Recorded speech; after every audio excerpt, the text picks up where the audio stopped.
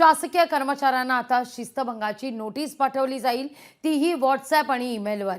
शिस्तभंगाच्या नोटीसला वेळेत उत्तर देता यावं आणि या संदर्भात कारवाईला गती देण्याकरता आता ईमेल आणि व्हॉट्सॲपवर या नोटिसा पाठवल्या जाणार आहेत। सामान्य प्रशासन विभागाकडून याबाबतचा निर्णय जारी करण्यात येतोय।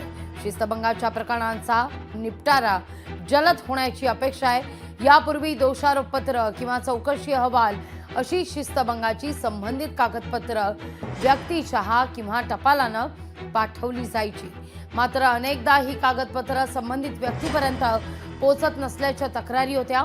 यामुळे आता सरकारनं नवी पद्धत अवलंबण्याचा निर्णय घेतलाय।